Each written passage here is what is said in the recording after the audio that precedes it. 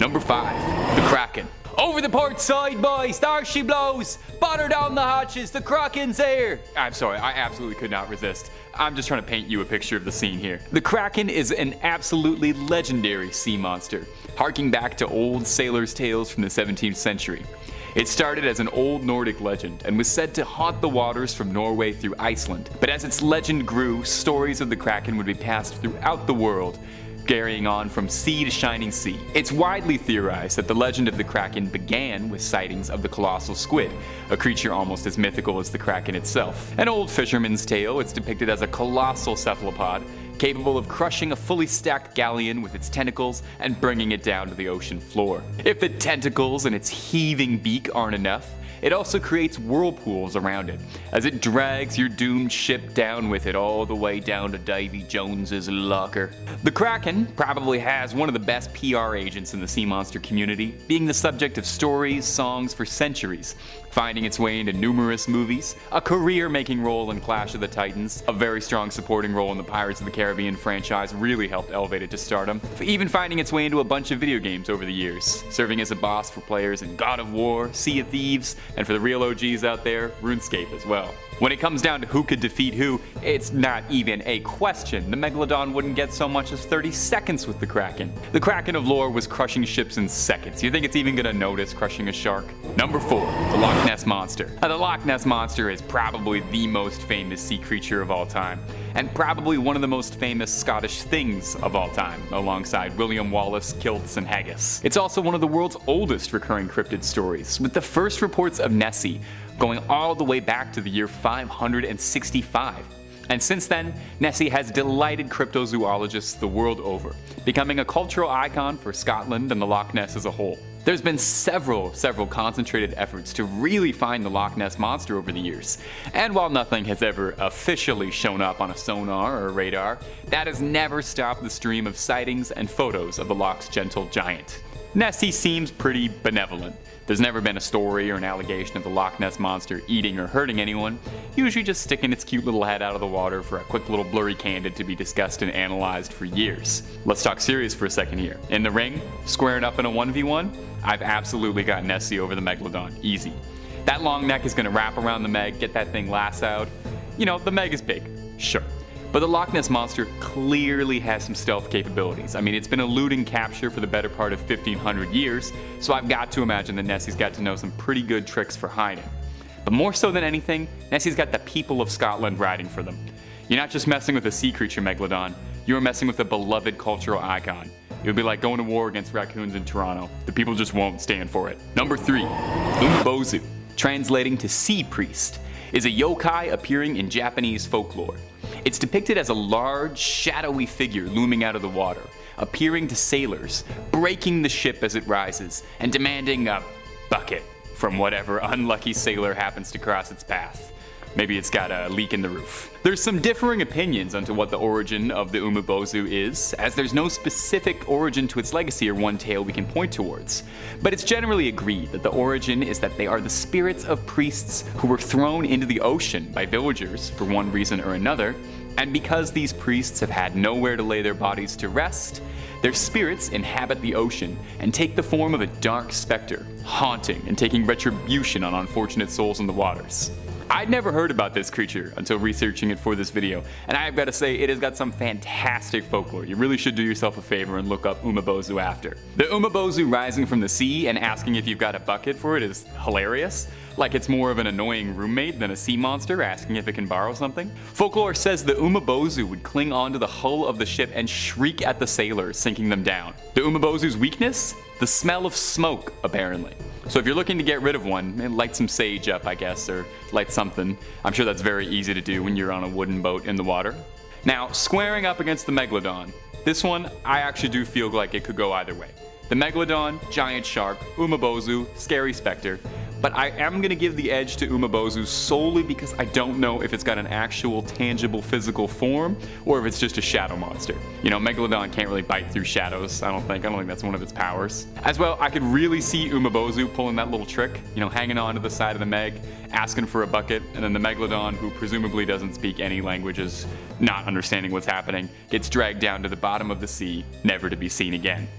Number 2, Scylla and Charybdis. Scylla and Charybdis are sort of like a wrestling tag team duo as far as mythical sea monsters go. They worked in tandem, hounding opposite sides of a narrow strait of water, and famously clashed with the Argo Odysseus, made famous in Homer's Odyssey. The first beast, Scylla, was described to be a dragon-like creature, having 12 feet, 6 long necks, and atop each neck was a head full of razor-sharp teeth. Sailors unlucky enough to pass through Scylla's territory were swooped from their vessel and swallowed whole before they'd even know what would happen. That doesn't sound so bad, all in an instant. There's some speculation that perhaps the original Scylla was a very dramatized account of sailing through an underwater reef, which would definitely provide some explanation as to why a writhing mass of limbs and teeth would be shredding through a ship's hull. But Scylla is only one half of this dynamic duo, the Robin to Batman, and the other half is Charybdis.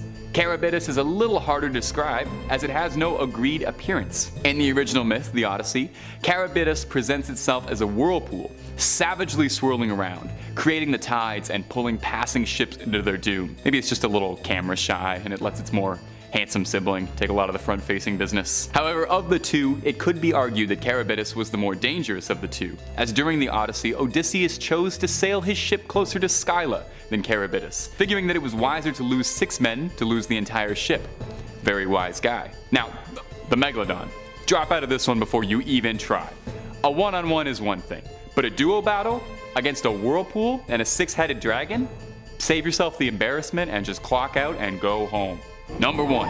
Jormungandr. Jormungandr is another old Nordic sea legend, also known as the Midgard serpent or the world serpent, and is a serpent so large that its tail would surround the circumference of the earth and all its oceans and loop back around onto itself inside its mouth, creating an Ouroboros.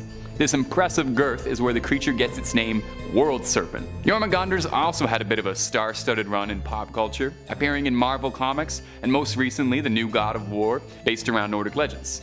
Jormungandr is fairly central to Nordic mythology, as it was said that when the creature would stop biting its own tail and release it from its jaws, it would be one of the signs of Ragnarok, and the creature would thrash its tail and the seas would rise up and flood Midgard, the Nordic term for their realm. There are several notable myths detailing Thor's many encounters with Jormungandr and his various attempts to overpower the beast and to slay the mighty serpent, although as the myths go, he was never quite successful. Good for me, because I actually don't think I would do too great in Ragnarok. I'm really not much of a fighter, and I don't think I would do well wrestling any Vikings. It's said that when Ragnarok occurs, Thor will slay the mighty serpent, only to find himself defeated by poison from the creature himself. All of this to say is that as far as sea monsters go, there could not possibly be anyone more powerful in lore than Jormungandr. All this beast has to do to initiate the end of the world is to take its tail out of its mouth. The Megalodon wouldn't be able to challenge this thing. It would literally be over before it began. The Jormungandr opens its mouth to start the duel, and that's it. It's done. Not only is the Megalodon done, but everything's done. Seas flooding, fires raining down from the heavens.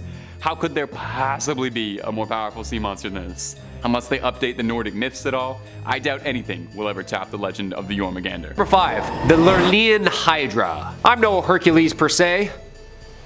Yeah, nothing. But thankfully, actually, because those are pretty big shoes to fill. Because that dude had to be brave beyond just like deep breaths and good pep talks. Guy had to literally fight like a 10-story condo building. How does one dude equipped with a club and a sword kill a 10-story building with teeth and 3 heads? Well, 5 heads. Well, 10 heads. Depending on how many you cut off, I guess. I guess that's why his name will be remembered and mine will be lost at sea. I guess he was a demigod, half powerful, half regular. A little unfair. By the way, which Hercules did you grow up on? I grew up on the Disney version, and Kevin Sorbo. Ugh, what a hunk.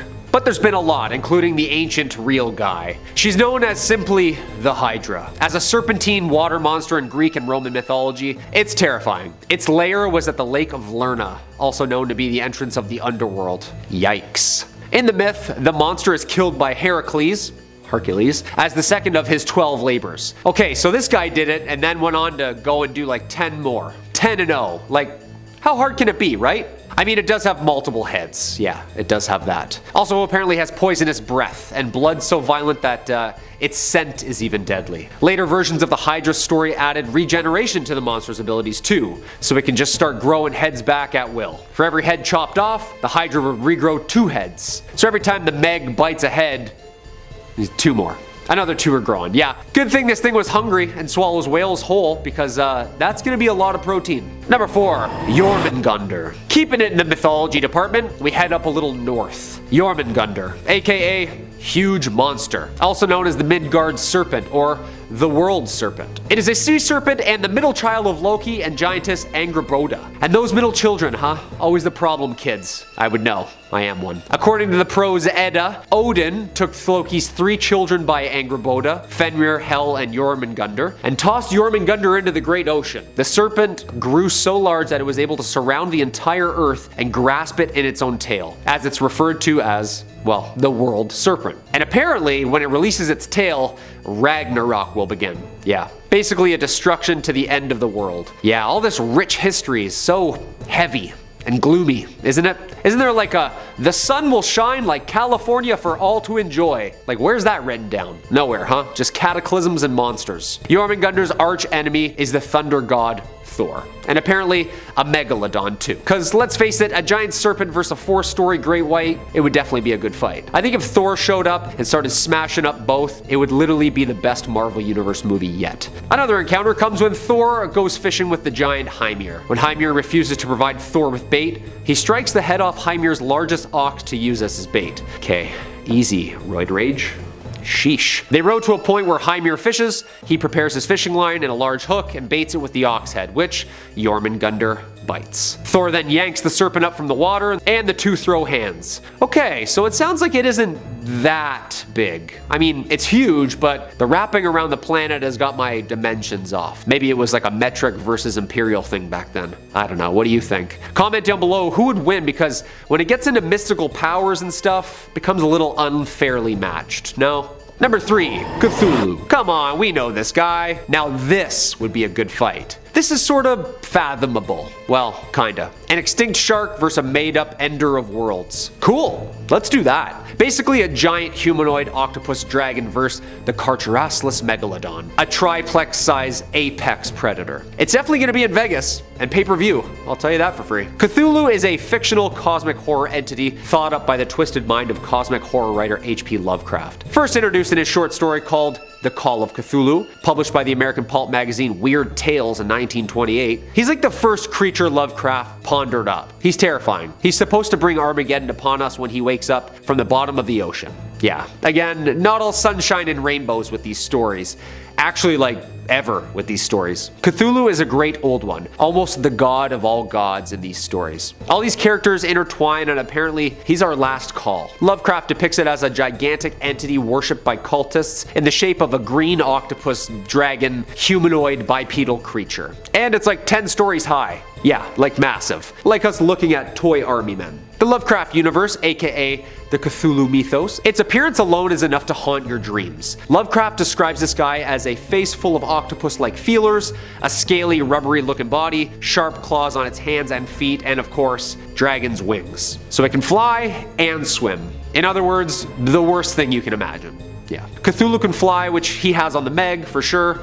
And also, the mind control, I don't know how sharks' brains works, but Cthulhu gets in there, yeah, you're in trouble, Sharky. Number 2, the Leviathan. Okay, so we're diving into some very sacred texts now, the Bible. In said pieces of scripture, there's a tale of a giant creature that could swallow up cities, apparently, and is also an awesome roller coaster at Canada's Wonderland. Gotta try it if you haven't been on it yet. This twisty, turny, vicious monster was actually modeled after this twisty, turny, vicious monster, the Leviathan, the second of the great monsters described in the book of Job. This Leviathan is an absolute unit of a sea monster who's impervious to literally any human weapon. I mean, what were the weapons back then though? Like bows and arrows, swords maybe, little pokey things, you know? It's not gonna do much. Apparently locusts too, yeah, those are terrifying. This Leviathan breathes fire. It emits smoke from its nostrils, and it's related to another ancient monster called Loten, a 7-headed giant serpent who's represented as pure chaos. I mean, what Bible creature isn't terrifying though? Was this giant sea snake a water dragon? Because apparently it's something like 300 miles long according to the Bible. So it's like Jormungandr territory, but longer. Maybe it's the same creature, told by 2 different peoples?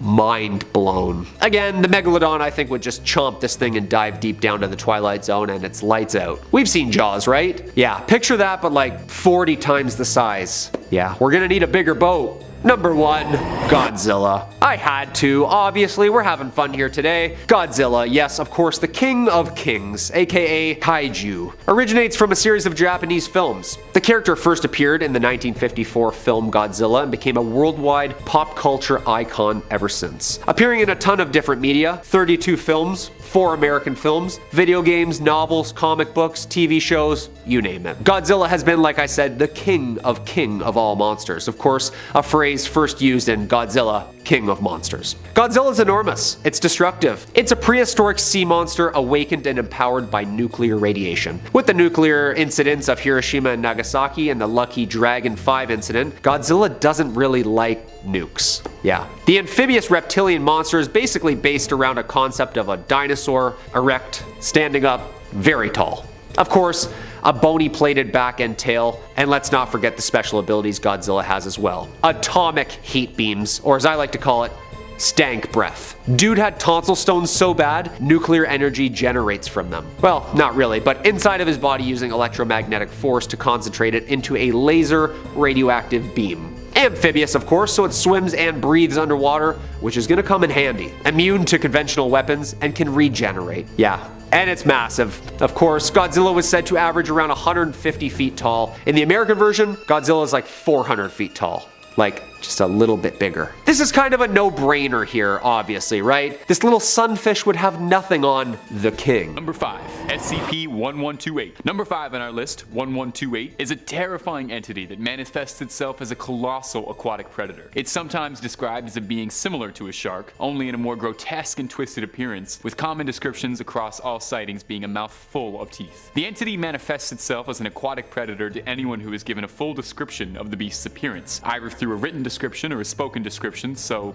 sorry for describing it. Few surviving subjects have described it as resembling a massive monstrous deformed shark. Once a subject is exposed to detailed knowledge of 1128, they become infected by its latent psychic ability, forming a connection. From here, no immediate abnormal changes in behavior or occurrences are present, with the only notable variance being a hesitation to enter bodies of water, for good reason too. Once an exposed subject submerges themselves completely in water, they are caught by 1128. Any submerged water is enough. Subjects are taken mysteriously to an ocean, the location of which is redacted by the Foundation. From here, you are hunted by SCP-1128. The Foundation patrols this unmarked ocean in a desperate attempt to contain the creature and protect anyone unfortunate enough to be caught in its trap. It's difficult to interview subjects after an exposure, as any detailed description of the encounter does run the risk of contaminating more Foundation members. Should a member or subject become infected by SCP-1128, treatment is immediately advised, with Class C amnesiacs being used to try and block memory of the entity. So, maybe for your sake and my sake, try to forget number 5 entirely, for your own safety. Now, the Foundation does advise that if you've been enjoying the content that we produce, you should toss a subscribe our way. Number 4, SCP-1451. SCP-1451 is an odd one, even by Foundation standards. SCP-1451 presents itself as a set of 26 metal statues at the bottom of the ocean. All appear to be statues of children of varying heights. The statues are all standing in a circle,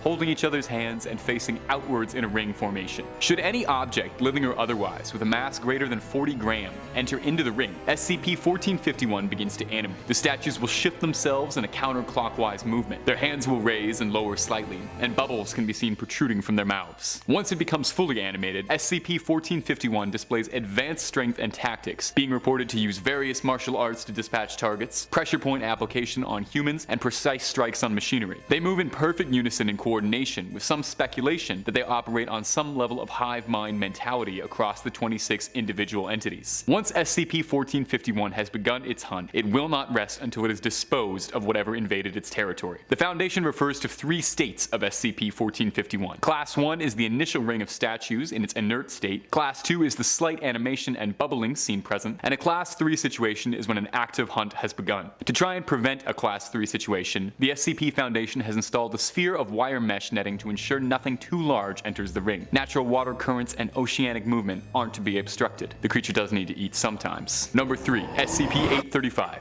SCP-835 manifests itself as a large cluster of polyps resembling a species of coral, although it's significantly larger than any discovered species of coral. The center mass of the cluster is a very large oval with 3-meter-long polyps at each end. SCP-835 does not move, instead anchoring itself to the ocean floor using heaving tentacles that protrude from the polyps. The tentacles are coated in an adhesive substance and have been shown to be incredibly strong, capable of damaging bulkheads and steel. The coral base of SCP-835 is extremely durable and resistant to most attempts to collect any tissue samples, with the Foundation having to use high-powered diamond drill bits to collect even small samples of DNA. SCP-835 emits a large mass of semi-liquid material several times a day from each polyp. The toxic substance appears to be a mixture of digested solids, fecal matters, several bacteria, viruses, and parasites, with many sequences having originated only from 835. So what exactly makes SCP-835 so threatening? Well, sample reports from SCP-835 have shown that it's comprised almost exclusively of human DNA. Its hard shell seems to be recycled tooth enamel, its tentacles matching human flesh.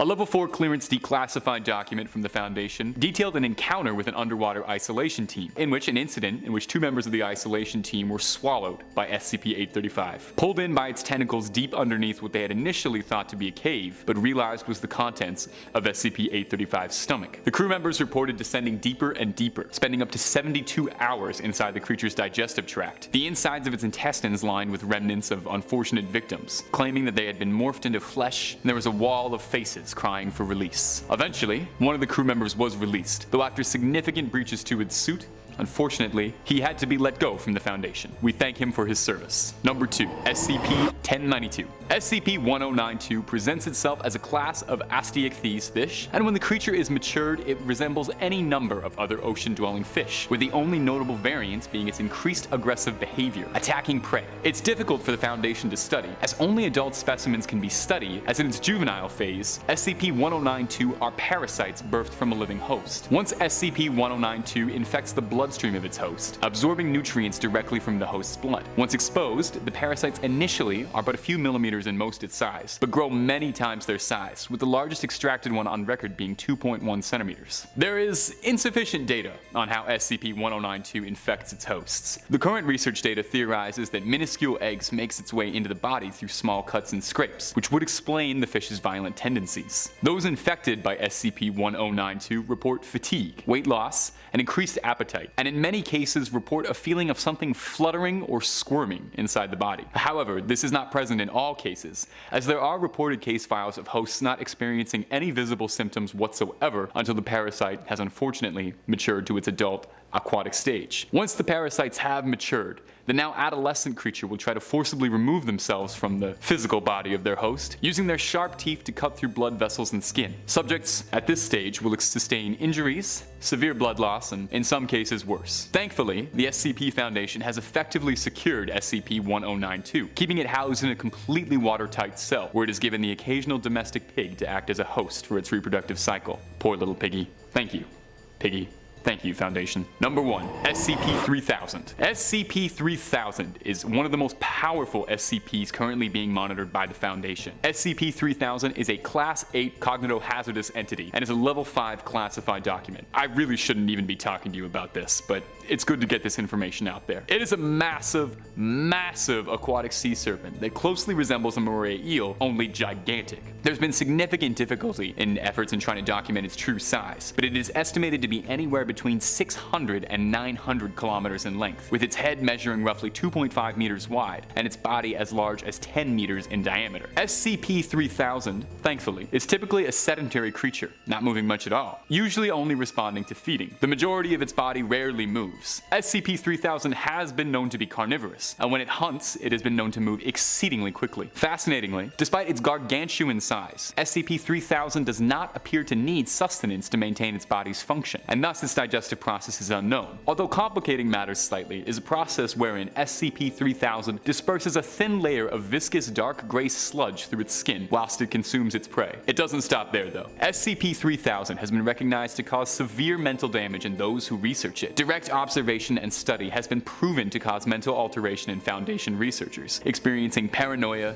fear, anxiety, memory loss, and most worryingly, inexplicable severe headaches. It's unknown how SCP-3000 causes this, but the theories are that it has a latent psychic ability. There are some who believe SCP-3000 could be an old god that has found its way into our world. The creature is too immense to be contained in any Foundation facility, instead being kept in a clandestine area of the Bay of Bengal, in an area barred from the public, routinely patrolled and surrounded by Foundation vessels. Be extremely thankful that the brave members of the Foundation are researching and containing this. Secure, contain, protect. Those are the goals of the Foundation. 5. The frilled shark. Chlamydoslacus ingenius and Chlamydoslacus africana, or better known as the frilled shark and the frilled South African shark, are the two extinct species of shark that swam our oceans. Thank gosh. Well, actually, still kinda do.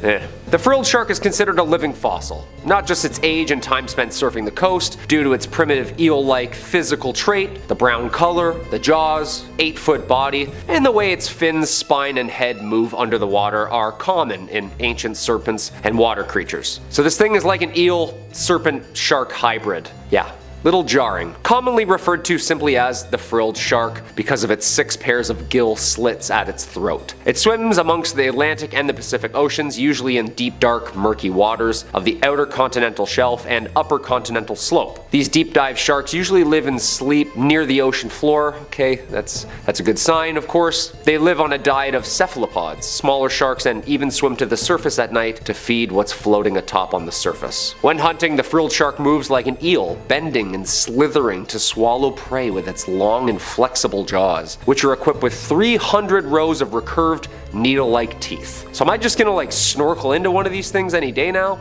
Well, good thing is they're really hard to find. Like, really hard. Usually caught by accident in commercial fishing nets, usually at depths anywhere between 50 and 1,000 meters. So unless you're free diving at night, you should be okay. Yeah, they like it deep and dark. I'd say these things are already scarier than the Meg. It's like a shark but an eel-snake hybrid with a shark head and shark-size teeth. That sounds a bit scarier. Well, I mean, the Meg preferred warmer, shallower waters, so maybe this one's a tie. I don't know who's snorkeling 2 miles deep, but it's certainly not me, okay? In my opinion, I'd take a large great white over this dinosaur-looking thing slithering after me any day. Number 4, the fang-toothed fish. Ah yes, the Anoplogaster cornuta, or commonly known as the fang-tooth. I wonder why. Though they spend most of their time in the deep, common fangtooths are known to migrate towards the surface at night. Sorry, the fangtooths are known to migrate towards the surface at night. That is the scariest sentence I've ever said. Dude, these are way scarier than this giant ancient shark. Like, all the scariest things come out at night, you notice that? And root canals, but they're usually done during the day. The word Megalodon is Greek words meaning giant tooth. I'd take big teeth over this thing chasing me around any day. Thankfully though, this guy is only about a foot in length. Okay, that's not so bad. The fish has a mouth that are full of long snake teeth, perfect for hanging onto its prey as they shake. The lockable jaws ensure that, although thrashing may occur, the fangtooth's teeth are locked clamps that effortlessly swim with dinner in its mouth, just getting dragged deeper and deeper down, wiggling and can't move, trying to run for their lives. Well, swim for their lives. And fish of any size. I'm sorry? Yep. Any size. Common fangtooths have been recorded at depths of about 5,000 meters, so whatever lives down there, it's game on. Look at this thing. I was scared of sunfish and seaweed brushing up against my legs. This thing swimming by me, this thing? It looks like a night terror in itself, stalking their preferred prey of crustaceans and, of course, other fishes the same size. Common fangtooths are more active than many other deep-sea fish and seek out food for meal and sport rather than being purely ambush predators eating when they're hungry. That's terrifying. Packing up for the long winter, huh? Their huge mouth and very long teeth ensure that they are able to attack prey and actually hold on while they relocate them to a deeper, darker spot where they can kind of take their time on the meal. I've swam with sharks. In my opinion, this thing's way scarier. Like, eating small critters running around the ocean floor, sure, but also imagine eating something the same size of itself with teeth? No problem? Slowly devouring it, bite by bite? Yeah, that's way scarier. Come on. Just reattaching itself every bite? Taking you along for the free ride? Yeah, that's horrifying.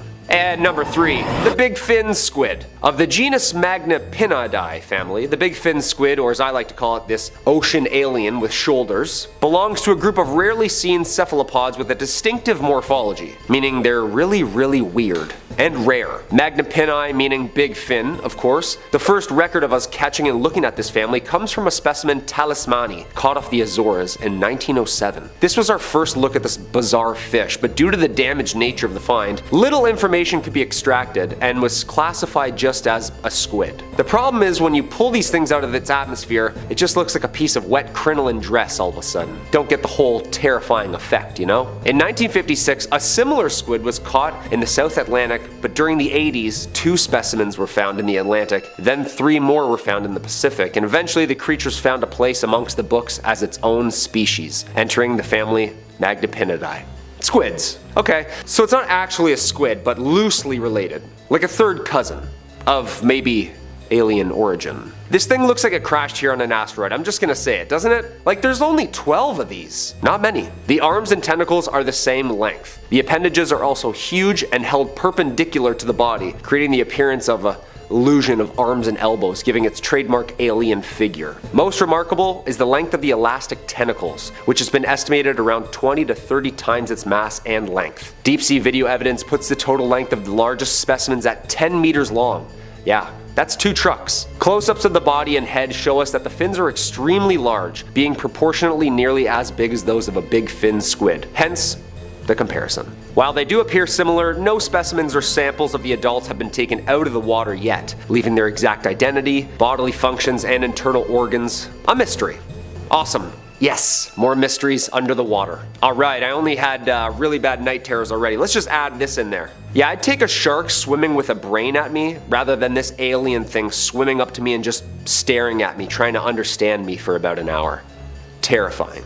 Number 2, the Gulper Eel. Eurypharynx pelicanoides. The pelican eel, or what I just said, is basically a deep sea eel. Like deep sea. If you've seen the Ridley Scott's Alien film franchise or the Predator universe, you'll know that this thing looks exactly like that. Yeah, am I wrong? But instead of like 8 feet tall, it's only 3 feet tall. Yeah, still terrifying. The pelican eel has been described by many synonyms, yet nobody has been able to demonstrate that more than one species of pelican eel exists. Riding solo, huh? That's creepy. One of a kind kinda deal. It's also commonly known as the gulper eel, or umbrella mouth gulper eel, due to its terrifying size and function of its mouth. The mouth and jaws resemble a pelican's gulp, hence the name. The morphology of the pelican eel can be difficult to describe because they're so fragile and oddly shaped that they become damaged when they're pulled out of the deep sea's immense pressure. We can't just swim all the way down there and take pictures, you know? The pelican eel's most notable feature, its mouth, which is much larger than its body, like 5 times the size. The mouth is loosely hinged and can be opened wide enough to swallow a fish 3 times its size. This thing has like a lower mandible of a python, just like unhinging it before dinner. The lower jaw is hinged at the base of the head with no body mass behind it, making the head look abysmally huge. It's basically a swimming mouth with a spine, tail, and I think a brain? Yeah, we don't really know yet. With dot-sized eyes, yeah. It usually is always moving too, rarely stationary. It hunts in some sort of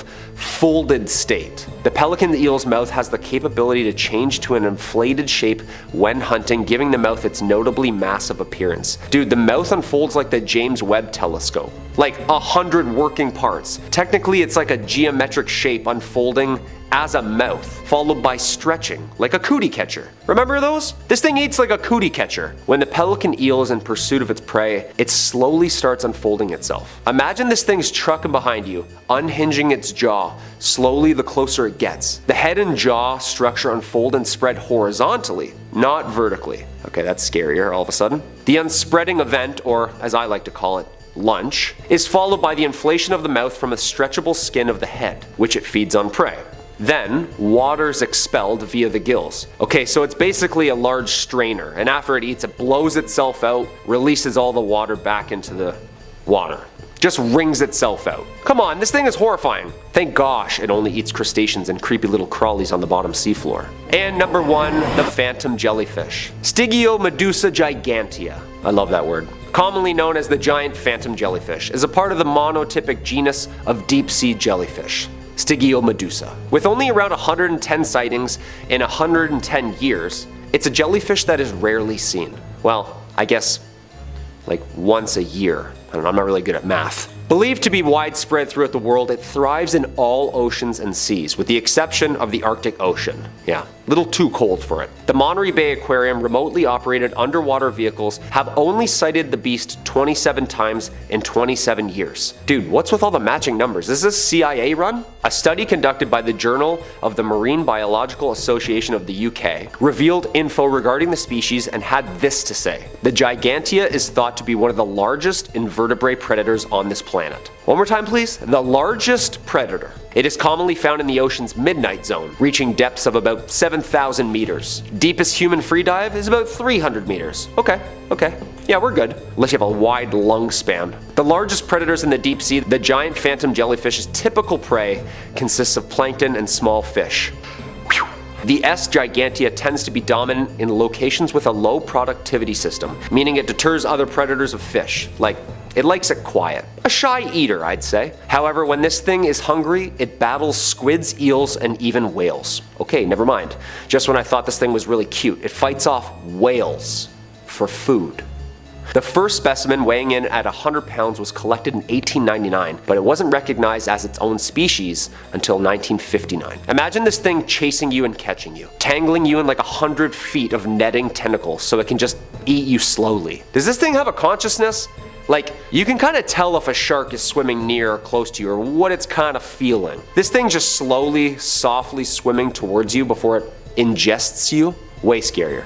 Like, I'm convinced these landed here. The oceans are way scarier than things on land. We haven't even started to uncover the whole ecosystem yet. Coming in at number 5, we have Titan triggerfish. These fish are known to be quite aggressive to their prey, and they tend to bite divers who come too close to their nests. These fish are among the largest species of triggerfish, and they are commonly found in lagoons and at reefs deep in the ocean, stretching from Australia to Thailand. Their diet consists of sea urchins, crustaceans, tube worms, and coral. It often feeds by turning over rocks, stirring up sand, and biting off pieces of branching coral. They don't typically feed on other fish, but they've been observed being aggressive and attacking other fish who enter their territory. Along with being aggressive, naturally they get extremely aggressive during the reproduction season when the female is guarding its nest, which is placed in a flat and sandy area and looks roughly cone-shaped. If you dive down and come in contact with the female fish near her nest, it will defend its eggs at all costs, often exposing its erect dorsal spine and swimming rapidly towards you to attack. It is suggested to swim horizontally away from the danger zone rather than going up to the surface right away. Triggerfish can grow up to 30 inches, and their size and oval shape make them very recognizable, along with their threatening looking teeth, and have evolved as an apex predator within their natural habitat. If you're on vacation and are planning to go scuba diving or snorkeling, be careful not to swim near coral reefs because they tend to swim around there, and if you get too close they will attack and bite you. The Titan triggerfish bites are not venomous, they are extremely painful and can cause serious injury. Coming in at number 4, we have flower urchin. Yes, it has a nice name, but it is anything but that. It is considered to be the most dangerous urchin in the world. This urchin has flower-like patterning and are usually a pinkish white to yellowish white colouring with a central purple dot, and that's how it got its beautiful name. They tend to live in coral reefs, seagrass, and sandy environments lower down towards the ocean floor, and it feeds on algae, bryozoans, and organic detritus, and can grow to a maximum diameter of 15 to 20 centimeters. They reside from Japan all the way to Australia and in the Red Sea to the East African coast. Flower urchins are among the numerous species of sea urchins known as collector urchins, and they often cover their upper body with debris from their surroundings to camouflage from others. They're usually covered in objects like dead coral fragments, shells, seaweeds, and rocks. If you just simply touch this creature, it can deliver excruciatingly painful stings that can result in hospitalization. It can cause paralysis of the tongue, lips, eyes, and muscles, faintness, difficulty breathing, and the inability to speak. A scientist named Tsutomu Fujiwara, who was once stung by the flower urchin, described feeling like he was going to die. So when in the ocean, beware of your surroundings and make sure not to touch this urchin. Another account of someone being stung by these dangerous creatures was the drowning of a pearl diver after being rendered unconscious from accidental contact with a flower urchin. Again, if you're going to be swimming, snorkeling, snorkeling or deep sea diving in the ocean, be very careful you don't come into contact with these beautiful yet dangerous creatures. Coming in at number 3, we have the blue-ringed octopus. This creature is beautiful looking and easily recognizable due to their yellow skin and blue and black rings, but it's one of the deadliest species of small octopus in the ocean, and scientists have even classified them as one of the world's most dangerous animals. To the eye, this creature is beautiful, but their blue and black rings around their bodies change dramatically when they become threatened. Despite only being 5 to 8 inches in size, their venom is extremely powerful and can be very dangerous to humans if they're provoked. If stung, it can result in a number of things such as nausea, respiratory arrest, heart failure, blindness, total body paralysis, and can lead to death within a few minutes if not treated, or could cause drowning due to the results of the venom, and the inability to swim to the surface. In order to come in contact with the creature's venom, you would have to come into direct contact with the octopus. When faced with danger, the octopus's first instinct is to flee, but if the threat persists, they will then go into a defensive stance and display its blue rings. If the octopus is cornered or touched, the person would be in danger of being bitten and stung by its deadly venom. They are named one of the deadliest sea creatures for a reason, because despite them being such a small animal, they carry enough venom in their bodies to kill up to 26 humans within just a few minutes.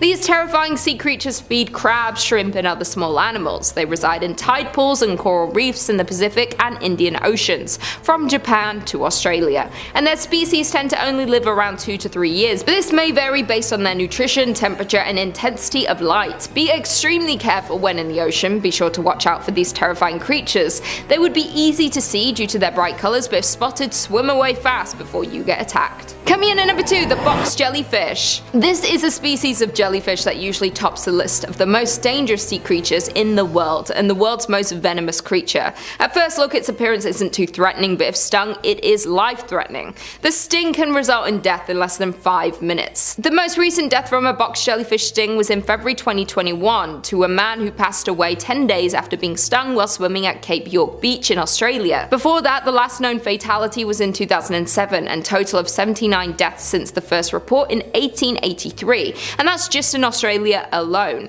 In the Philippines, there are far more fatalities, with up to 40 deaths annually. In Thailand, after a man died in 2014 from a box jellyfish sting, they enhanced their first aid stations on beaches, but yet the next year 2 more fatalities occurred due to this deadly sea creature.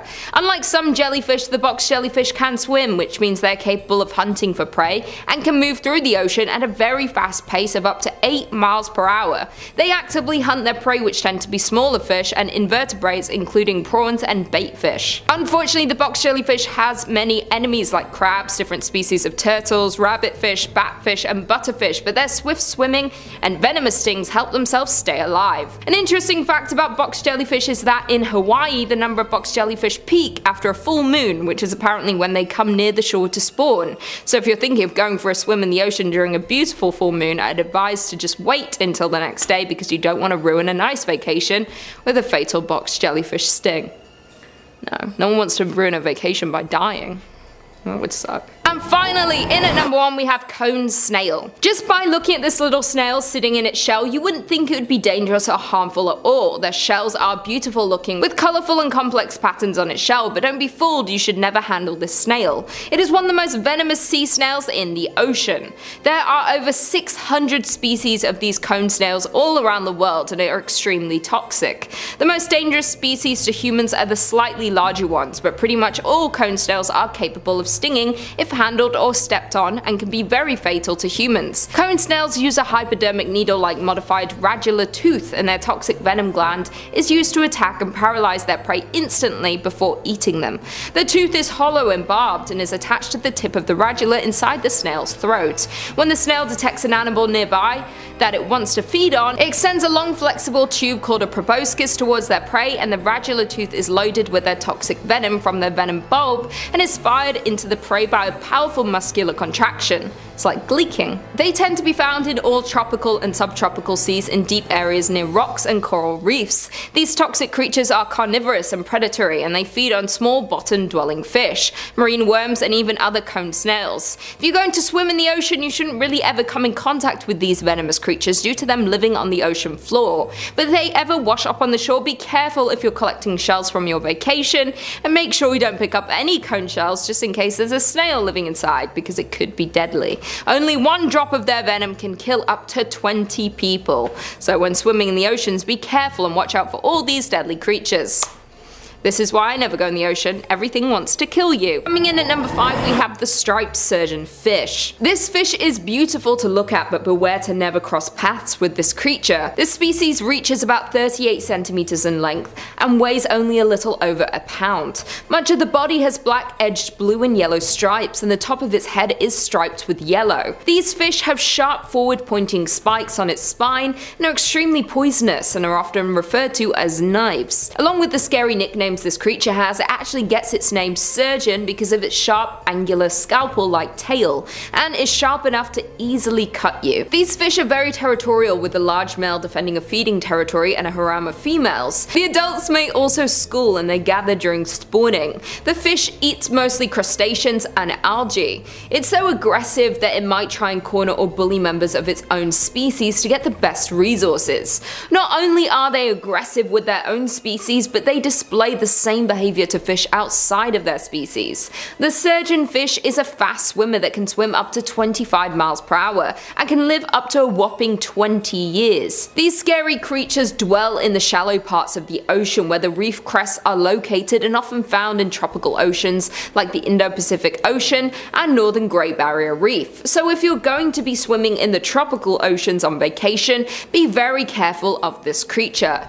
Don't be fooled by its beauty and stay far away, because it will defend itself and its spawn at all costs and can infect you with its venom. Scientists believe that the world's seas hold around 1,200 of these different venomous fish species, and that they injure an estimated 50,000 people per year, so beware and stay away from the striped surgeonfish. In at number 4 we have sea slugs. These are again a beautiful creature to look at, but you will need to stay far away from them. Sea slugs have an enormous variation in body shape, color and size. Most of them tend to be partially translucent, and their often bright colors imply that these animals are under constant threat of predators. But the color can serve as a warning to other animals of the sea slug's toxic stinging cells or offensive taste. Some sea slugs eat prey that contains poison or venom, and instead of killing the prey, these slugs store the poison and release at predators for its own protection. Another disturbing fact about the sea slug is that they are cannibals. They are known to eat each other. They may eat a dead sea slug or attack a live one to eat it. Not only do they feed off their own, these creatures also eat plankton, algae and jellyfish. These animals also have both male and female sex organs, and they can lay mass amounts of eggs, sometimes up to 1 million eggs, and these deadly creatures can live up to 4 years. Sea hares, which is a common name for a large group of herbivores, sea slugs, and the largest of the sea hares is the California black sea hare, which are naturally toxic, and they can eject a foul ink or secrete a vicious slime to deter predators. One type of sea slug in particular, the grey-side gilled sea slug, has been linked to canine deaths, and beachgoers are warned to keep their children and pets close by to avoid accidental ingestion or contact. There are so many types of sea slugs, and most of them are extremely dangerous, so if you see a pretty looking glob near the shore or while swimming, avoid it at all costs. In at number 3 we have the pufferfish. There are more than 120 different species of pufferfish worldwide, and are mostly found in tropical and subtropical ocean waters. They can range in size from 1-inch long dwarf puffer to the freshwater giant puffer, which can grow to more than 2 feet in length. These creatures are scaleless fish and usually have rough to spiky skin. All have 4 teeth that are fused together in a beak-like form. Pufferfish tend to mostly feed on invertebrates and algae, while larger puffers will even crack open and eat clams, mussels and shellfish with their hard beaks. Poisonous puffers are believed to synthesize their deadly toxin from the bacteria in the animals they eat. Due to their slow and clumsy swimming style makes puffers very vulnerable to predators. When they feel threatened or notice a predator, they will use their highly elastic stomachs and the ability to quickly ingest huge amounts of water to turn themselves into a virtually inedible ball several times their normal size. Almost all pufferfish contain tetrodotoxin, a substance that makes them foul tasting and often lethal to fish. To humans, these creatures are extremely toxic and deadly. They are up to 1,200 times more poisonous than cyanide. There is enough toxin in one pufferfish to kill 20 adult humans, and there is no known antidote. This toxin is secreted across their body, making puffers dangerous to touch and even more dangerous to consume. Surprisingly, the meat of some pufferfish is considered a delicacy called fuju in Japan. It is extremely expensive and can only be prepared by trained licensed chefs who know how to prepare it properly, because one bad cut means almost certain death for a customer. Many such deaths occur annually because of poor preparation. In at number 2 we have kangaroo. This fish is something out of a nightmare. This creature has many scary nicknames such as the toothpick fish or vampire fish. These fish tend to be small, only growing to about 7 inches, but others can grow larger, around 16 inches. Their heads are small with short sensory barbels around it, backward pointing spines on the gill covers, and their bodies are translucent and make it difficult to spot these creatures. They tend to reside in the Amazon, so if you're planning a trip, beware of these creepy creatures if you're going for a quick dip. Not many humans have been attacked, which is good, but those that have, it's been deadly. This scary creature feeds on blood and has been found feeding on the urethras of swimmers. Once it penetrates its victims, it can cause inflammation, hemorrhaging, and even death. The earliest report of the kangaroo attacking a human was in 1829, then again in 1855, and local Araguay fishermen stated that it is dangerous to urinate in the water as the fish springs out of the water and penetrates into the urethra by ascending the length of the liquid column. The most recent attack of a kangaroo to a human was in 1997 in Brazil. 23-year-old man was urinating while thigh deep in the water when he claimed the creature jumped from the water into his urethra. The victim underwent a 2-hour surgery to remove the fish from its body. Many speculate that these fish are attracted by the odor of the urine in the water, and that's what makes them attack, but others think these creatures hunt by sight and have no attraction to the urine at all. I think this creature might be the most terrifying of all sea creatures, because instead of just stinging or biting you, this creature actually inserts himself inside the human body and wreaks havoc. And finally, in at number 1 we have Du Bois sea snake / beaked sea snake. There are more than 50 species of sea snakes, but the deadliest are the Du Bois sea snake and the beaked sea snake. These venomous snakes reside in many regions of Australia, Papua New Guinea, New Caledonia, and are common throughout the Indo-Pacific. They live in coral reef flats, sandy and silty sediments which contain seaweed, invertebrates, and coral or sponges that can serve as shelter to them. These snakes feed on moray eels and various fish that live on the seafloor, up to 3.5 feet in size. Their venom affects its prey's ability to contract the muscles and makes the prey flaccid to make it easier for the snakes to eat. The Du Bois sea snake is the most venomous sea snakes and one of the top 3 in the world. These snakes use their fangs to bite and release their venom to immobilize their prey for their own protection. The toxins in these snakes' venom affects the nervous system and it causes paralyzation of the body's muscles, then causes death due to respiratory failure. The beaked sea snake is responsible for more than 50% of all sea snake bites, and each bite contains anywhere from 7.9 to 9 milligrams of venom. A human can die from just 1.5 milligrams. Scientists have estimated that their venom is 4 to 8 times more lethal than that of a cobra. So along with the Du Bois snake, this venomous creature is among the most dangerous and venomous snake in the world. Not only do you have to be worried about venomous snakes on land, but some of the deadliest are in our oceans, so be careful when swimming in warm climates, and be sure to not come in contact with these scary creatures. Number 5 on this list is the whalefish.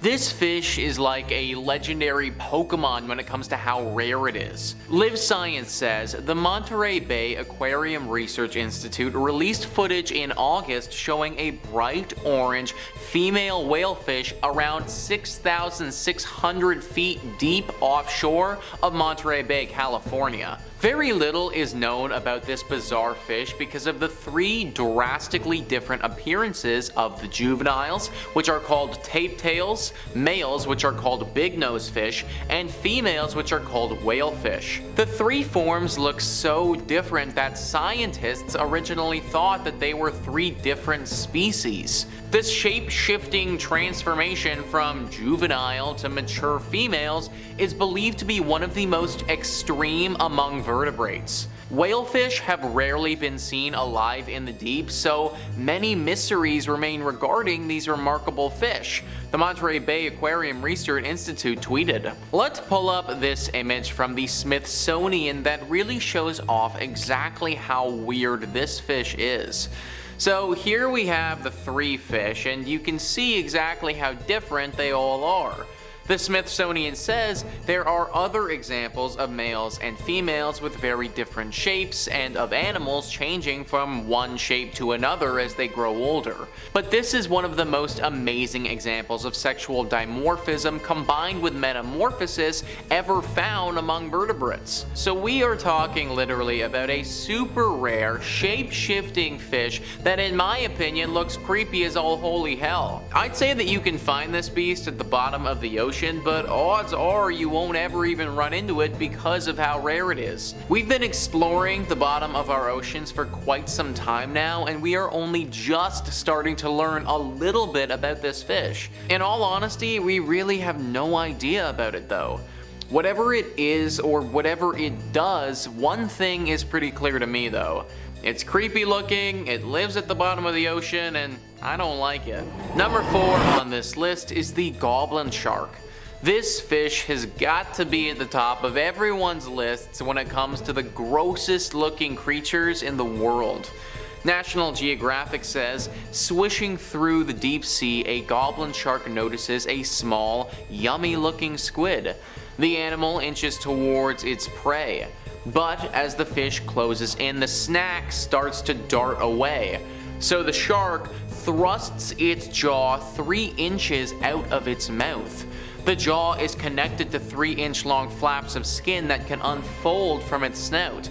The predator then grabs the squid in its teeth. After scarfing down the meal, the shark fits its jaw back into its mouth and swims off.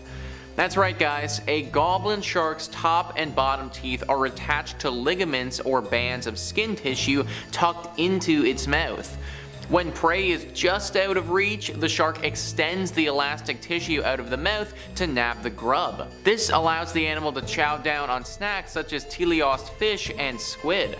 It also makes the shark one jaw-dropping fish. These disgusting looking creatures like to live right at the bottom of the ocean and are native to the oceans around Japan. There are also some of them off of South Africa and in the ocean water surrounding Portugal. They can grow to be 12 feet long and weigh almost 500 pounds. These aren't monsters, but they may as well be. A 500-pound beast with a detachable jaw that looks like a goblin just chilling at the deepest, darkest part of the ocean. I truly cannot think of a whole lot of creatures I would rather run into than this freaking thing. Number 3 on this list is the proboscis worm. I don't care what anyone says, this has to be a monster. Just based on literally how freaking gross it is, it needs to be qualified as a monster.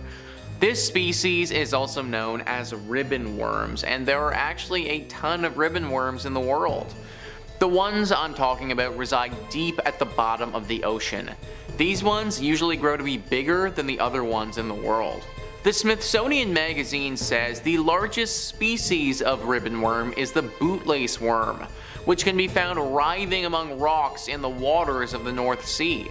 Not only is it the largest nemertean, but it may also be the longest animal on the planet. Uncertainty remains because these stretchy worms are difficult to accurately measure, but they have been found at lengths of over 30 meters and are believed to even grow as long as 60 meters longer than the blue whale. Despite their length, they are less than an inch around. Now these creatures don't have any natural predators, and let me tell you why. Because they look disgusting. Like, let me ask you guys, would you want to eat that?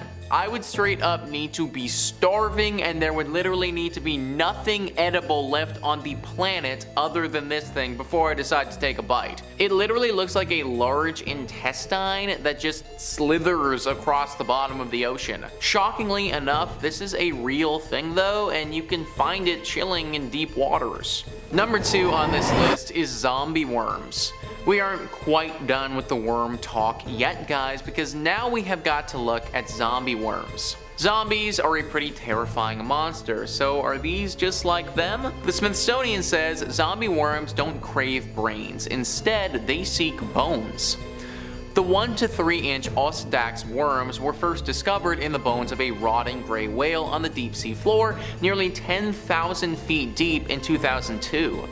Since then, more Osedax species have been discovered. There are 26 according to the World Register of Marine Species. Zombie worms don't eat mineral bones directly, instead they digest fats within the bone. However, their style of eating is quite different from ours because they don't have a mouth or a stomach. They secrete an acid from their skin that dissolves bone, freeing up the fat and protein trapped inside. Then, symbiotic bacteria living in the worm's body digests the fat and protein. How oocidacs acquire nutrients from the bacteria isn't known. They may simply digest the bacteria, or nutrients are somehow transferred to the worm. They hold on to whatever bones they can find by drilling in with roots which contain the symbiotic bacteria. Zombie worms can retract these plumes into the body when they are disturbed. If all this isn't strange enough, the only worms doing any drilling are female. The microscopic males live inside their bodies. One study counted 111 males inside just one female zombie worm. This eliminates the pesky step of having to search for a mate because the eggs and sperm are right next to each other. Then the worms can disperse many fertilized eggs far and wide, hoping that they land near some recently fallen bones. Needless to say, but these are some weird freaking creatures.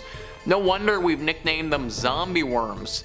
They're about as monstrous as you could possibly get. Not to mention, but they feast on the bodies and bones of the dead, similarly to what zombies would want to be doing. Number 1 on this list is the Sloane's viperfish. As with most things on this list, we have a thoroughly disgusting looking creature. This thing is just as dangerous as it is disgusting though.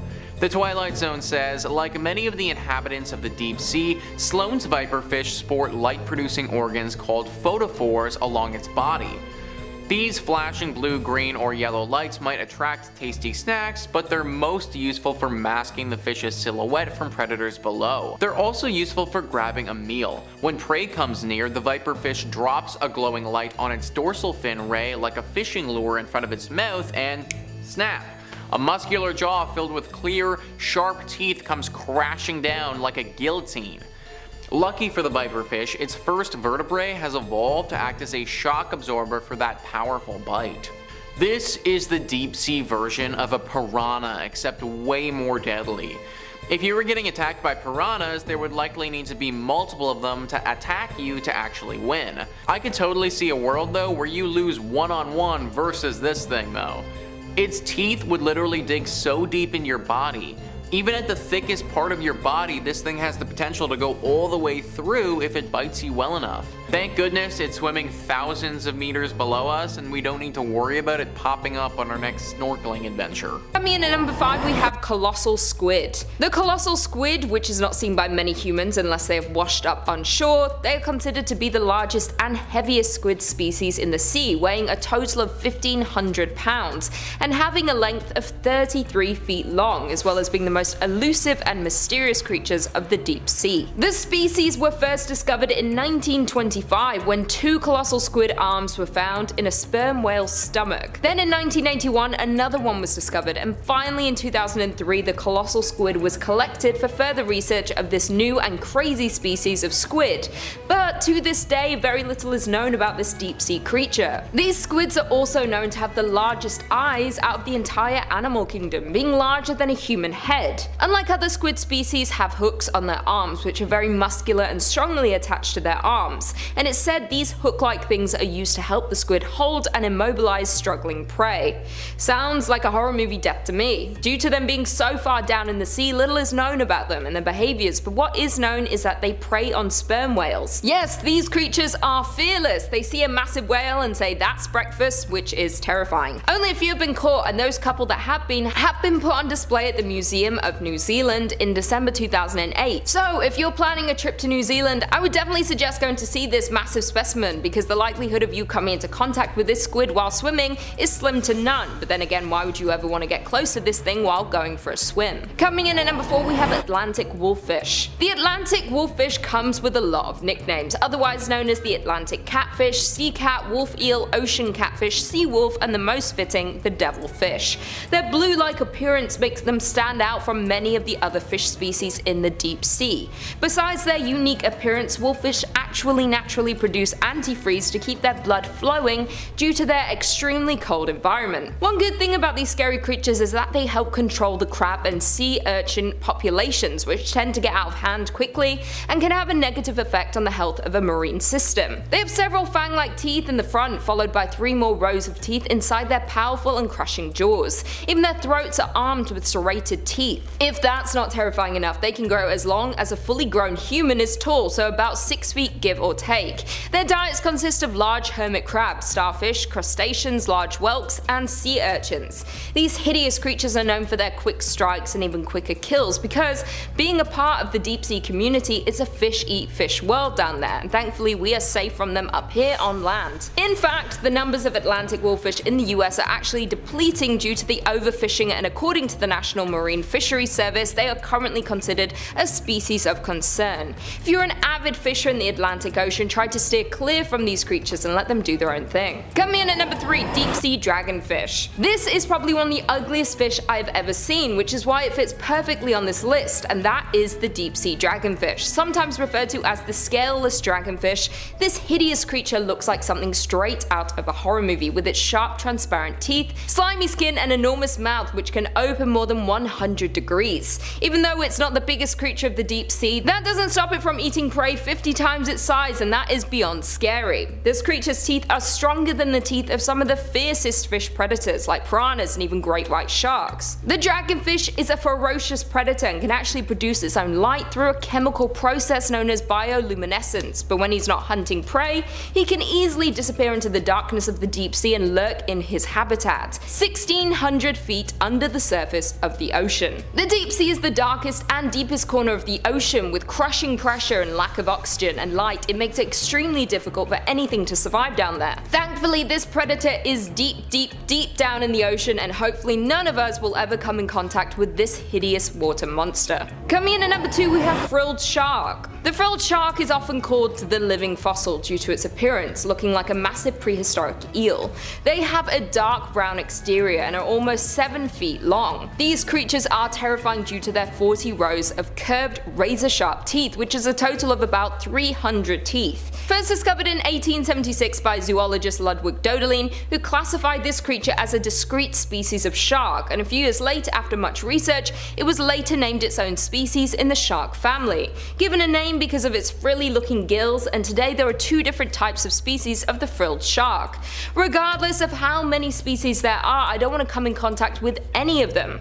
This creature tends to live in the Atlantic and Pacific Oceans and don't tend to come into contact with humans, but a handful of times they have been accidentally caught by commercial fishermen. Thankfully, you probably will never come into contact with this terrifying creature because the closest they've come to the ocean surface is 390 feet deep, but typically they reside more than 3 times that depth. They live very close to the ocean floor and survive off of cephalopods, bony fish, and smaller sharks. When hunting for food, these creatures move similar to an eel, lunging and bending to capture their prey and continue to swallow them whole with their long and flexible jaws and of course their massive amounts of teeth. Due to the creatures living in the deep sea, they are rarely seen, and for good reasons, but there was rare footage that came out in 2007 of one. If you're not too scared, you can go check it out after this video. And finally, in at number 1, we have stonefish. They are known to live in the tropical Pacific and Indian Oceans, and these deep sea creatures have perfect camouflage to look like a rock on the floor of a coral reef. So even if you somehow were around one, you probably wouldn't even notice it was a fish. They are close relatives to the scorpion fishes and consume other reef fishes and some seafloor invertebrates. They don't actively hunt their prey, they just wait for their prey to come to them, waiting hours at a time, and when their potential target is less than their body length away, they will strike. They have some of the most powerful jaws and very large mouths that create so much pressure they are able to easily trap their unsuspecting prey and swallow them whole. This creature is the most venomous fish in the world. It has 13 spines along its back that can release the venom, and this can kill a human within a few hours. They have a potent neurotoxin secreted from glands at the base of their needle-like dorsal fin spines, which they stick up when disturbed or threatened.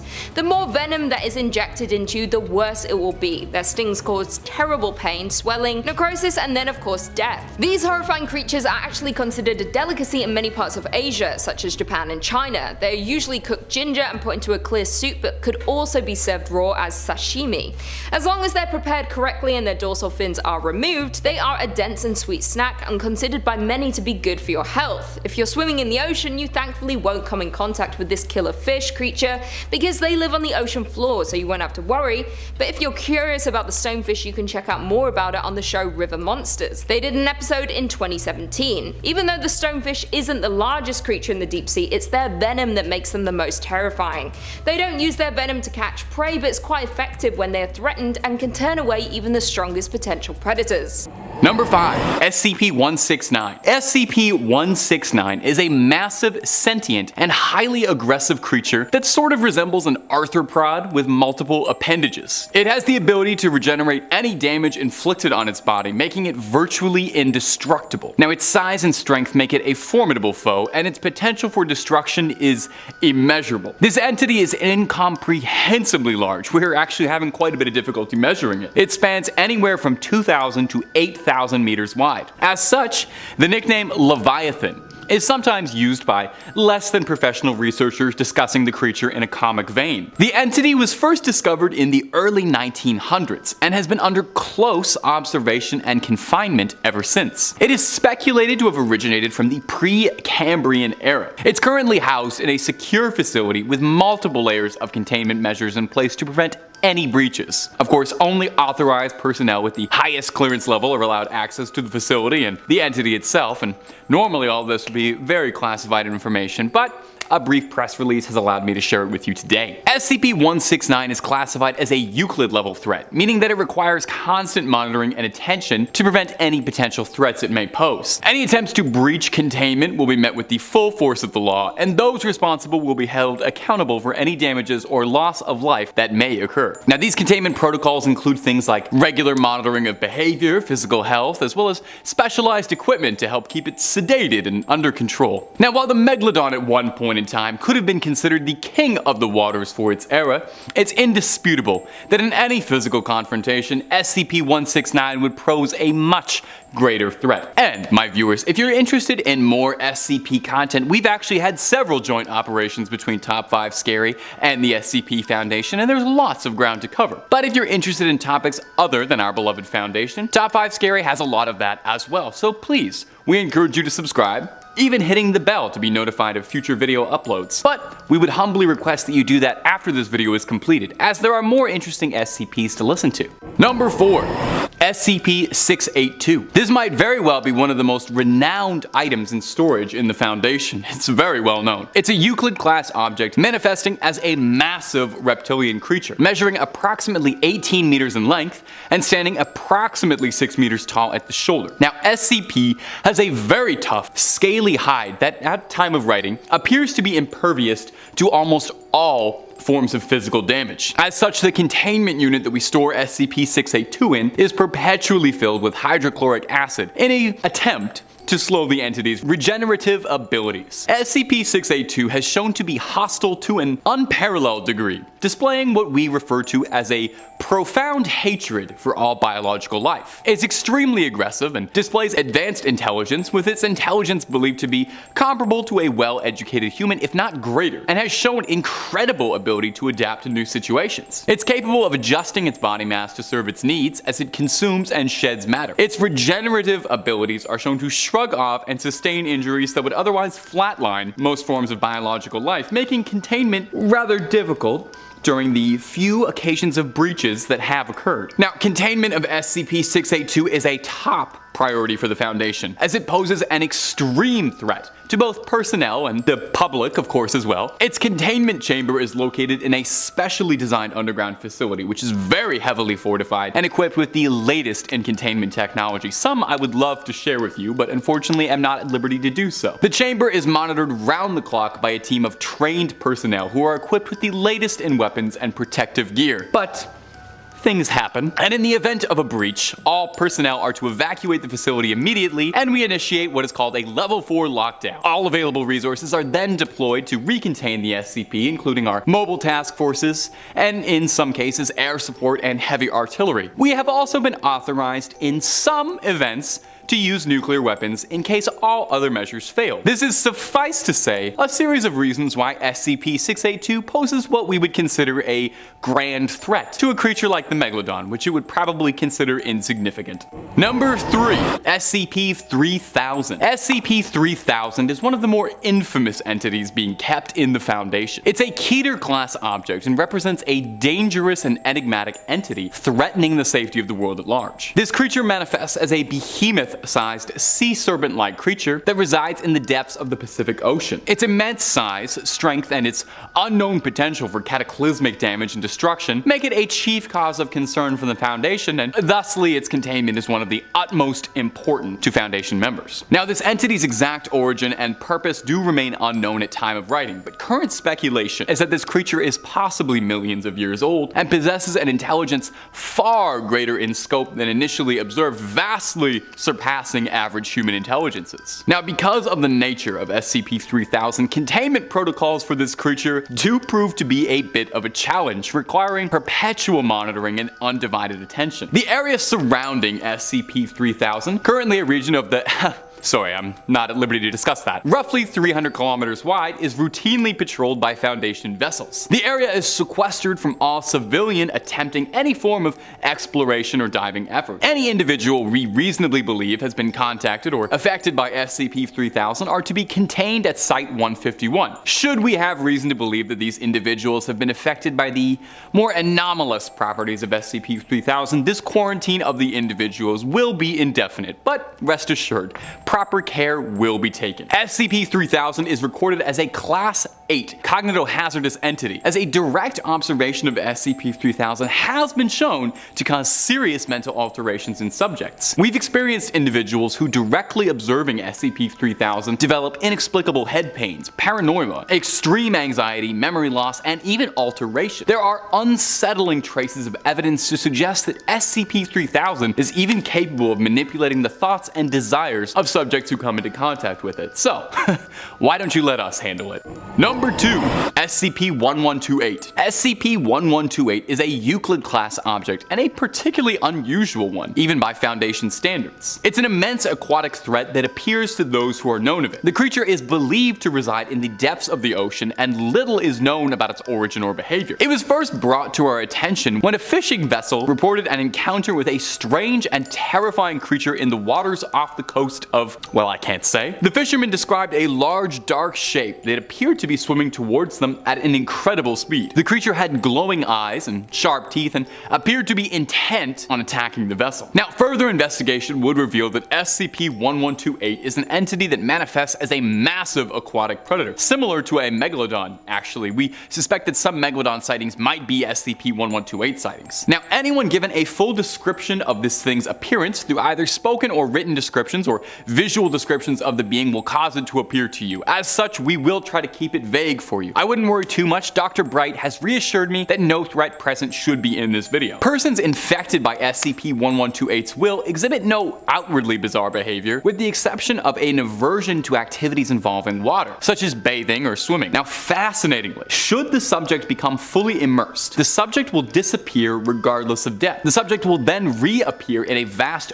ocean-like space, a liminal space, where they are pursued by SCP-1128. We have recovered individuals like this before, and interviews with these individuals do carry some risk of infection spreading, as descriptions of the entity do trigger further infection. As such, Foundation members involved in any study and containment of SCP-1128 are provided Class C amnesiacs to cloud their memory of the anomalous properties. So, maybe try and forget that last point, just for your own safety. SCP-3008. For our final entry today, I've brought an SCP that most of our researchers do agree to be somewhat humorous. We understand some levity is welcome when discussing unusual topics such as these. SCP-3008 is a Euclid-class object unusually manifesting as an IKEA retail flagship store that seemingly expands fractally ever onwards, with an indefinite undefined end. It is populated by a series of unknown, vaguely humanoid entities, sometimes referred referred to colloquially as the staff, and internally in our documents as SCP-3008-2. Our current data suggests that the IKEA should be 10 kilometers squared, which is already preposterously large, but laser range finding has led us to reasonably believe the space is infinite. Within SCP-3008, there are an unknown number of civilians who have found themselves trapped within the space. Our studies have revealed to us that, fascinatingly, they've formed a rudimentary society, with the seat of their government being the Recliners Department. SCP-3008-2 that I mentioned earlier, the staff, superficially resemble humans,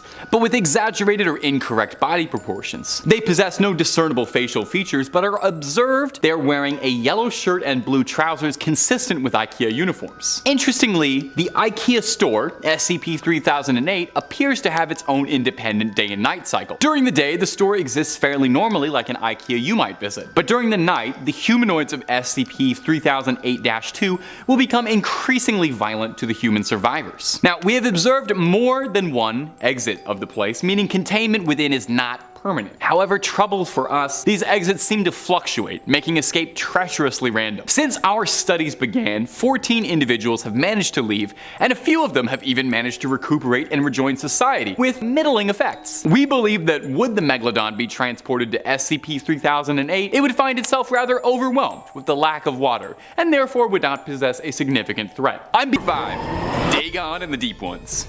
Coming up first on our list is a multifaceted entry with Dagon and the Deep Ones who worship him. They kinda go together. What is a Deep One? It's not a sea monster that went to first year philosophy and is always trying to wax poetic, but rather a Deep One refers to a race of amphibious, humanoid-like-ish sea creatures, closely resembling creatures like frogs or axolotls. If you've ever seen Hellboy's Abe Sapien or the monster from Shape of Water, those monsters are actually a pretty good representation for what a Deep One should look like. Deep Ones get their name from their homes, deep beneath the sea, obviously, where they live out their cold, often miserable lives. When Deep Ones do venture to the surface, they do so to sweep humans under their influence, promising them riches in exchange for worship, sometimes even mating with them, creating disgusting hybrid Deep Ones. And first and foremost, to ingratiate them into the cult of Dagon, worshipping their master, Dagon, a massive Deep One of fantastic power. Dagon appears in the short story appropriately named Dagon, which is also a great jumping on point if you've ever been curious about reading H.P. Lovecraft and you didn't know where to start. It's one of the first appearances of any of the Lovecraft monsters at all. Dagon is worshipped by humans and Deep Ones in equal measure, no doubt thanks to his influence. Dagon is immortal, massive, and commands a lot of respect. It's unknown what the full extent of Dagon's power is, but given that he's an immortal sea monster with dominion over a race of pelagic nightmares that do his every bidding, let's assume that if he really wanted to stir up trouble, it would not be that difficult for him. Just ask the town of Innsmouth how they feel about their master. They've got nothing but positive things to say, I'm sure. And hey, while I got you here, if you're liking what we do, we'd always appreciate a subscribe our way, and you'll catch the best horror videos in your inbox every single day. Number 4, the Shoggoths. A Shoggoth, or a Shoggoth, I'm really not sure, which does sound a bit like something a 1920s chimney sweep might yell at you to get off. Hey, Shoggoth! Is a disgusting, writhing mess of iridescent black slime and a sea of eyeballs engineered by the Elder Things to function as a race of tools for their will, as they're mostly used for undersea construction. They're amorphous, shape-shifting monstrosities, able to mock and reflect all matter of organ and life. A Shoggoth is capable of molding itself however it needs to see fit to accomplish its dark dealings, which make them the perfect tools for the Elder Things. Now, the first generation of Shoggoths were brainless husks, solely driven to appease their masters. But over the eons of their existence, the Shoggoths began to mutate and develop a low form of consciousness, eventually rising up and overthrowing the Elder Things altogether and working for themselves to build their own cities, where they now reside in their city in Antarctica, poorly imitating their old masters, shrieking "Tikali, Tikali" over and over, an old rallying cry the Elder Things would shout at the Shoggoths to get them to work. Poor little amorphous shape-shifting monstrosities. Now, although a Shoggoth was intended to serve mostly as a being for construction, they're not without their abilities. A Shoggoth is hulkingly strong, capable of crushing a human in seconds, and they're known for using their brute strength to solve problems in their way. For example, the Shoggoth that makes an appearance in the Mountains of Madness crushes an entire rookery of penguins that was in its way beneath its mighty weight. While the Shoggoths don't seem to have any higher goals or aspirations, they've shown themselves to be threatening enough that if crossed, you'll regret ever dismissing them as nothing more than tools. Number 3. Yuganollak. Yuganollak is colloquially known as the Defiler and is more properly known as the god of depravity and perversion, which is just about the worst way you can introduce yourself on a first date. Yuganollak isn't just into human perversions. Oh no. This wretched great one has its sights set on something much bigger than anything our little human brains could conjure up. Yuganollak is after depravity on an incomprehensible scale. That's a word that gets thrown around a lot in the Lovecraft mythos, incomprehensible. Yuganollak's true form is unknown, as it seems to exist in a state outside of a physical body. But when it's looking to pursue some of its disgusting pleasures, it always acquires a human host. And when it takes a human host, it warps its body into a wretched, grotesquely obese form, lacking a head or a neck, and featuring a mouth in the palm of both hands. And I cannot imagine that it is getting up to anything good with those palms. Yuganollak is unlike most other great ones in that it's capable of directly speaking to humans in plain old English instead of indecipherable guttural noises. Its ability to speak English and communicate is what helps it to pursue its dark goals, as it seeks out humans who read perverse and forbidden literature, and it doesn't just hunt 50 Shades of Grey fans. It plants seeds of interest in human minds to research and eventually manipulating curious enough humans to read from the Revelation of Glocki, a cursed book containing Yuganollak's name. When read, it will be summoned. When Yuganollak is summoned, it makes its guests an offer, offering to make the summoner into a priest of Yuganollak, welcoming them into its service. It's best to accept this gracious offer, as a rejection will offend Yuganollak deeply, leading to the summoner to become its next meal. Unfortunate for you, but either way, Yuganollak is very pleased with the outcome. Either it gets a new servant for its life, or it gets a nice little midday snack. Number 2. Nyarlathotep. Now, Nyarlathotep is one of the most sinister entities in all of the Lovecraft pantheon, and one of the most popular beings as well, appearing across several stories in the universe, both by Lovecraft and other authors over the years. Nyarlathotep first appears in the short story, Nyarlathotep, which is also another great jumping on point for new Lovecraft fans who want to get into the lore somewhere and don't know where to start. It's pretty self-contained. Nyarlathotep is unique in the pantheon for several reasons, but first and foremost is its freedom. Nyarlathotep isn't trapped under the sea or in the stars like Cthulhu or Azathoth, but rather enjoys the freedom of the earth as it wanders. It usually likes taking the form of a man, wandering as a tall, joyous, friendly man, all the better for it to influence people with. It's said that Nyarlathotep has thousands upon thousands of forms and manifestations, and we can probably safely assume that most of them are horrifying and sanity-destroying. Nyarlathotep could actually be described as the most human-like of any of the Elder Gods, which makes it all the more threatening. It's able to sway humans easily, gathering cults of personality around it. The original short story in which it appears, Nyarlathotep is gaining influence over the populations by wandering the world, performing incredible miracles, claiming to have lived for 27 centuries, winning over the hearts and minds of legions of followers willing to devote themselves completely for Nyarlathotep's will. Now, Nyarlathotep seems to take a sickening pleasure in driving humans to madness. For Nyarlathotep, death isn't the end game, but manipulating and twisting humans, driving them to insanity, that's the thrill. I guess it gets pretty boring being an unending, unstoppable power beyond the stars. You gotta find something to keep the day exciting, right? Merely being around Nyarlathotep is enough to make a man sick. Nyarlathotep isn't the absolute most powerful entity in the mythos, but it is definitely one of the most nefarious and threatening. Number 1, Yog-Sothoth. Oh, it doesn't even feel good saying that coming out of the throat. I shouldn't be talking about stuff like this. This is above my pay grade. Yog-Sothoth is a horrifying, unfathomably powerful god, and one of the most powerful gods in the whole mythos. If there's one big takeaway from H.P. Lovecraft's mythos, it's that there's always bigger fish up the food chain. We are so insignificant compared to everything else in the cosmos, but we think ourselves so important. We, the beastly fools of mankind, are dwarfed by the radiant greatness of Cthulhu, but Cthulhu himself is dwarfed by creatures like Yog-Sothoth. Yog-Sothoth, or Yagi, as his close friends like to call him, is the embodiment of all time and space across the multiverse. Yog-Sothoth, like most gods in the Lovecraft pantheon, is an indescribable horror beyond human comprehension. And like Nyarlathotep, is known to be able to manifest and take several avatars to better serve its needs. But its most common form is described as that of being a massive, fractally glowing green orbs that continuously merge, separate, and regrow in an unending spiraling sea of tentacles, tendrils, and eyes. Yog-Sothoth sees all. As the manifestation of time and space across the multiverse, there is nothing that can escape its gaze. It's wise to the entirety of all knowledge. It tempts humans by offering to impart that knowledge to those foolish enough to try and take advantage of that offer, who'll then have their lives utterly destroyed by madness after seeking its favor. The mere sight of Yog-Sothoth in its natural form is enough to destroy the human brain irreparably. Now, Yog-Sothoth's goals are just utterly beyond our understanding. It can't even be truly said that Yog-Sothoth is evil in the manner we understand. Our ideas of morality and good and evil just wouldn't register to a being like this. We're just too small to even begin to comprehend the horrors of the multiverse. And it's best we don't, because the more you try to study something like this, the more your obsession grows, and the more you seal your own fate.